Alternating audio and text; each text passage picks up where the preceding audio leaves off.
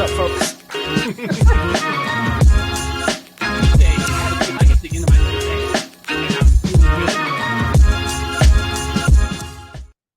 Once again, hello and welcome to Surprised Face from Mr. Michael Pacheco and Unsurprised Face, Kevin Stafford. We're here again to talk to you about some of the principles, some of the tips, tricks, and techniques, if you want to use some of those common T words, get a little alliteration in there. Ins and outs of marketing for coaches, which just so happens to be the name of the show. Today, this is another subject that, I say it's another subject I get excited about. I get excited about a lot of subjects. You know me by now. But Michael is going to team me up and we're going to talk a little bit about a certain way I like to think of coaches and their value, the role that they can and do play in the lives of others. So why don't you team me up so I can knock this one out of the park and we can bat it around a little bit. Mixing my sports there, I think. Whatever. Don't mix your metaphors, Kevin. We got to figure out another. I'll workshop it. Fix it in post. Yeah, fix it in post. I'm just gonna publish this. It's fine. No, totally. Yeah, why not? The familiar stranger is the concept that we're looking at. It's in the episode title. It's in the episode description. If you're watching this, you already know what I'm teeing him up on. That's what I was gonna say. Is we got to work on the agenda for this and how we tee things up because it's already in the title. You got to double dip a little bit. The title grows from the conversation. You know, I love it. Let's grow the familiar stranger. Oof. Okay, that sounds dirtier than we're going to be. This is a clean show. At least this one. You can find Marketing for Coaches After Dark on a completely different channel that we will not talk about here. Boxer at night. Oh man, someday we will. But today, the familiar stranger. It's one way I like to refer to this sort of intimacy that a coach creates with the people that they're coaching. And the way I first thought about it and the way I first really framed it to other coaches to kind of test the idea out was, if you've ever experienced this, that, you meet someone for the first time, you kind of barely know them. Maybe you're at a bar or restaurant, or you're like mingling with friends, or you're somewhere and you've met someone relatively new and you hit it off, in quotes, for whatever that happens to mean. And you find yourselves talking and sharing with each other. Maybe one's just the other, or with both of you with each other, about things that you really don't talk to your closest family or friends about. You really hardly ever talk about to anybody, but for some reason, something's there. Something is clicking. There's a chemistry, a vulnerability, and availability, and empathy, and understanding that's just allowing all these things to come out. And part of that is because when you're talking about some of the weightiest, most important things in your life, there can be a little bit of, I don't know if I want to call it baggage, but there's a little bit of an extra burden when it's someone who's very close to you or someone you've known for a long time. It could be more difficult sometimes to talk with them. I know it seems paradoxical, but I think we've all experienced that, where it could be sometimes more difficult to share yourself, at least on certain subjects or in certain ways, with someone who's very close to you, as opposed to someone who is, essentially a stranger, relatively inconsequential to your life, and yet you still have some kind of connection. That combination of proximity and distance is something that I think coaches fill that role very, very, very well, because they know how to bridge gaps. They know how to connect. They know how to understand people and also make themselves vulnerable and available to connection, without things getting fuzzy in the way they might with a romantic partnership or a long-term friendship that spans years, or a familial relationship where they know you in ways that other people just never will, bonded by blood and by shared experience.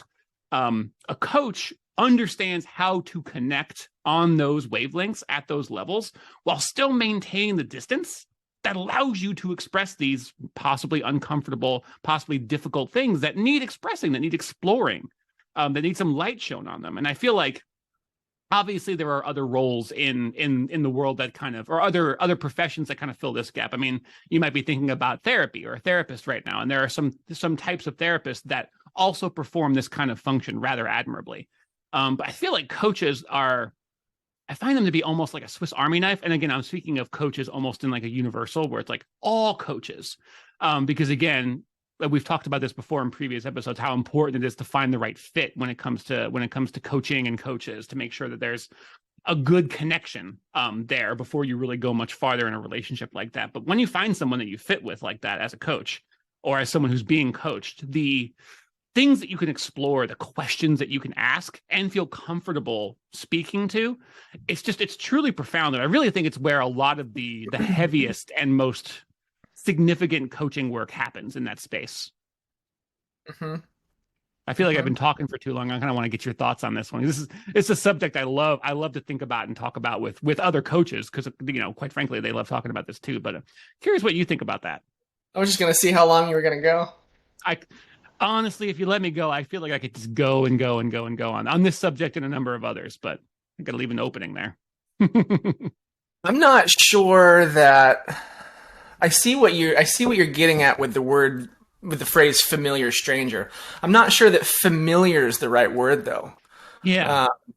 It's almost a synonym for empathy, the empathetic stranger.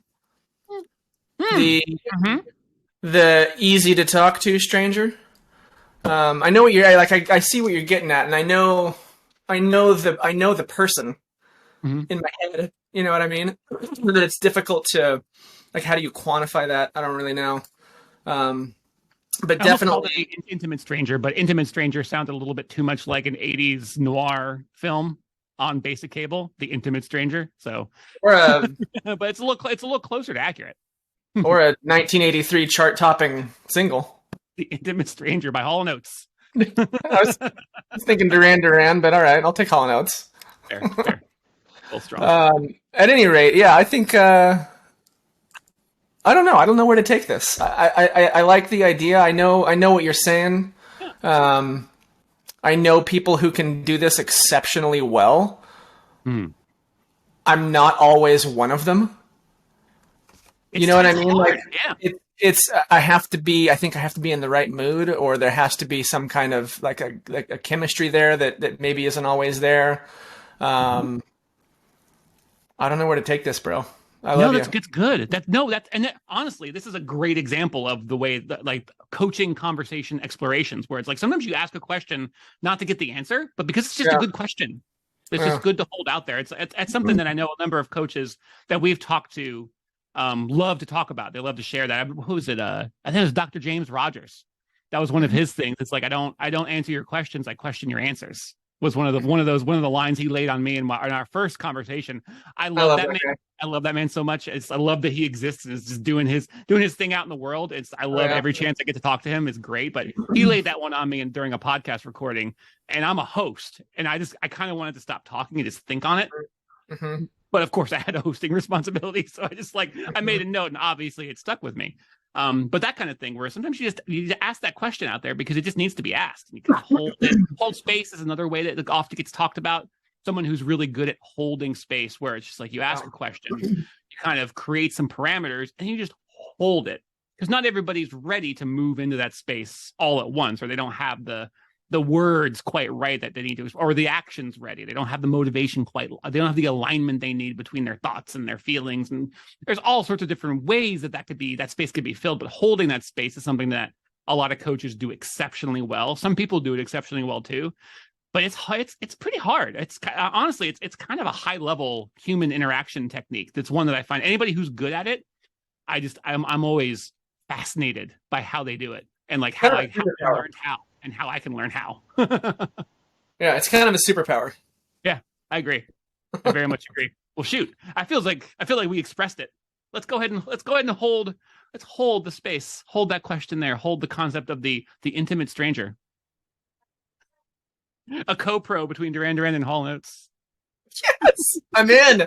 Oh, I'm so in. Oh, on that beautiful note, and now I'm gonna have to go to the Spotify playlists and listen to some of my favorite songs. That would as well. That would truly Hall & Oates and Duran. That would truly be yacht rock. Ooh. If you remember the Save a Prayer video, they shot it in Sri Lanka. I didn't even remember. I watched it yesterday. They shot it in Sri Lanka, and I think the entire time Nick Rhodes is wearing, white linen suit and capezios, like he's about to hop on the sailboat and go to the Bahamas. I mean, dude, that's powerful.